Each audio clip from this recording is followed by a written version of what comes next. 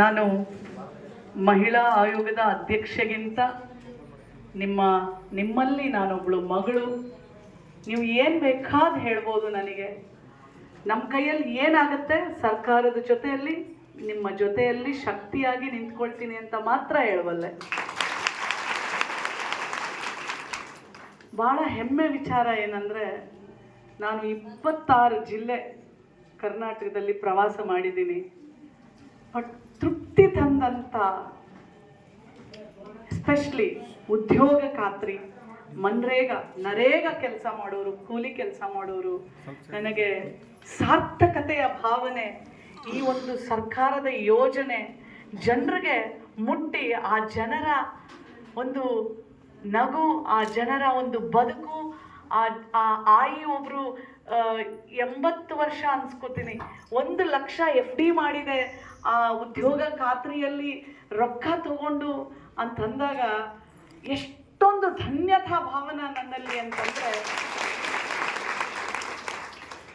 ನನ್ನ ಕಣ್ಣಲ್ಲಿ ನೀರು ತುಂಬಿದೆ ನಿಜವಾಗಿ. ಯಾಕೆ ಅಂದರೆ ನಾನು ತುಂಬ ಜಿಲ್ಲೆ ಹೋಗಿದ್ದೀನಿ.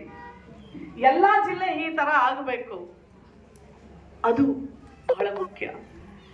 ಯಾಕೆಂದರೆ ಸರ್ಕಾರ ಅಂದರೆ ದೇವರು, ನಾವೆಲ್ಲ ಮಕ್ಕಳು. ಸರ್ಕಾರದ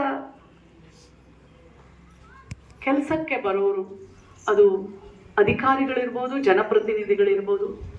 ಸರ್ಕಾರದ ಕೆಲಸ ದೇವರ ಕೆಲಸ. ದೇವರು ಯಾರು? ಜನರು. ಆ ಜನರ ಸೇವೆ ಮಾಡಬೇಕು.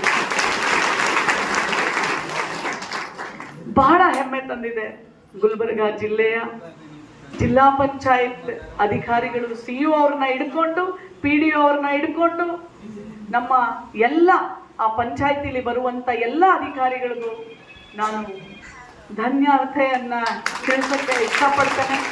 ಯಾಕೆಂದರೆ ಎಷ್ಟು ಸಲ ನಾನು ಹೋಗಿ ಜಿಲ್ಲೆಗಳಲ್ಲಿ ಫೈಟ್ ಮಾಡಿದ್ದೀನಿ. ರಿವ್ಯೂ ಮಾಡಬೇಕಾದ್ರೆ DC CEO ಅವ್ರ ಜೊತೆ, ಯಾಕ್ರಿ ಉದ್ಯೋಗ ಖಾತ್ರಿಯಲ್ಲಿ ನಮ್ಮ ಹೆಣ್ಮಕ್ಳಿಗೆ ಕೆಲಸ ಕೊಡುವುದಿಲ್ಲ?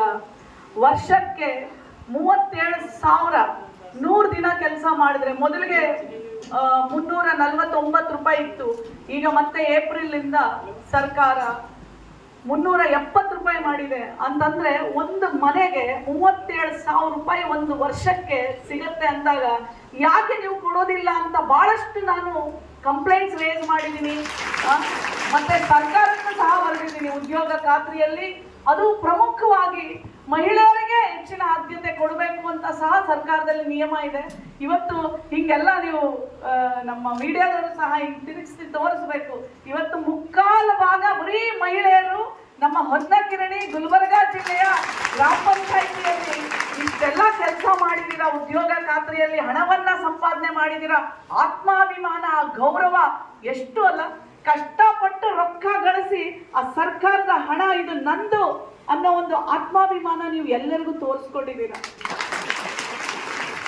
ಎಲ್ಲಿ ಹೋಗ್ಲಿ ಕಂಪ್ಲೇಂಟ್ ರೀ.